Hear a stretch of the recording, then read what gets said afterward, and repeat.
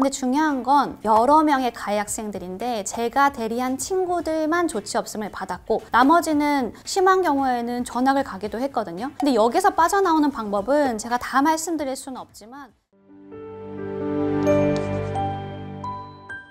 오늘은 가해 학생들 그리고 가해 학생들의 보호자들이 가장 많이 물어보는 질문을 답변 드리는 형식으로 Q&A를 좀 준비해봤습니다. 행정심판하면 결과를 뒤집을 수 있나요? 그 질문 정말 많이 하시는데요. 무조건 행정심판 소송한다고 결과가 다 뒤집어지지는 않아요. 근데 억울한 사건이나 뒤집어져야 될 사건은 뒤집어지죠. 단 준비를 잘했을 때요.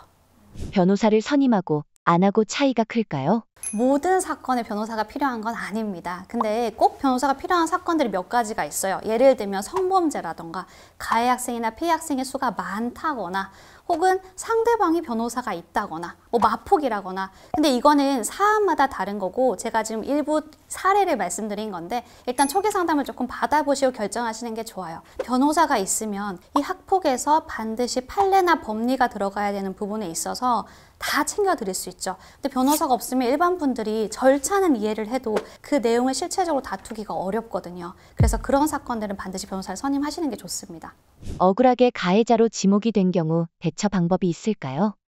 생각보다 억울한 경우가 많아요. 그래서 그럴 때는 일단은 크게 두 가지로 나뉘는데 내가 아예 학교폭력을 안 했다는 것과 조금 하긴 했는데 그래도 저만큼 하진 않았다. 이렇게 크게 두 가지로 나뉘거든요. 안 했다고 할 경우에는 증거를 수집을 해야 돼요. 마치 피해 학생처럼요. 근데 일부만 안 했다 이러면 내가 한 것에 대해서 빨리 반성을 하고 한 부분에 대해서는 선처를 받는 게 중요하겠죠. 증거들의 예시를 몇 가지 들어주세요. 증거는 다양하긴 한데요. 예를 들면 사이버 폭력 같은 경우에는 SNS 증거가 있을 수 있고 말로 그냥 교실에서 이루어진 언어 폭력 같은 경우에는 같은 반에 있었던 친구들의 사실 확인서나 진술서가 그 증거가 될 수 있습니다. 학교폭력대책심의위원회가 뭔가요? 예전에는 학교에서 이 학교폭력을 다 처리했어요. 근데 이 학교폭력이 학교에서 일부 초기 조사를 하고 그 다음에는 교육청에 있는 학교폭력 심의로 올라갈 수 있게 됐는데요.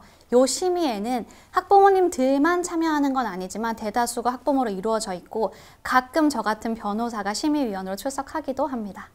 학교폭력 처벌은 어떤 게 있나요?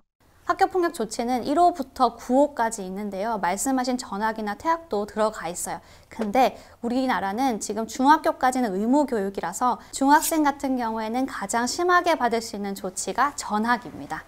학교폭력 처벌을 받았을 때 불이익은 뭐가 있을까요? 학교폭력 징계를 일단 받으면 생활기록부에 기재가 되는 불이익이 있죠. 이게 입시에 엄청난 영향을 주니까요. 근데 1호부터 9호까지 모든 조치가 생활기록부에 기재가 되는 것은 아니고 또 제가 다음에 영상을 올리겠지만 4호부터 이제 생활기록부에 바로 기재가 됩니다. 그리고 뭐 추가적으로 좀 더 말씀을 드리자면 요즘은 학폭이 학폭으로 끝나지가 않아요. 예를 들어서 민사소송에서 손해배상해라 혹은 형사 고소하겠다 이런 문제들이 너무 많기 때문에 불이익이 예전보다는 훨씬 심해졌다고 볼 수 있죠. 가해 학생 변호 성공 사례를 알려주세요.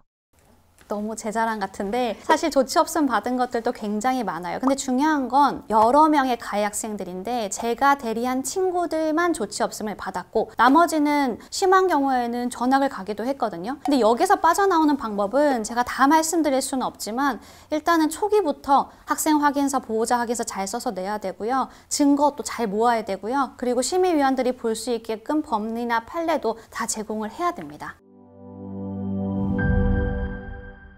오늘 이렇게 가해 학생과 가해 학생 보호자가 궁금해하는 질문의 극히 일부를 제가 답변 드렸는데요. 제발 혼자서 고민하지 마시고 그리고 타이밍 놓쳐서 오지 마시고 일단 학교에서 연락 받았다 그러면은 오셔가지고 저랑 상담도 하시고요. 앞으로의 전략도 조금 구상을 하시고 이렇게 하시는 것이 훨씬 마음도 편하실 거고 가장 안전한 조치를 받는 방법입니다. 오늘 영상 보고 궁금한 질문이 엄청 더 많이 생기셨을 것 같은데요. 편하게 전화나 댓글로 연락 주십시오. 친절하게 답변 드리겠습니다. 학폭 상담은 허소연. 다음에 또 만나요.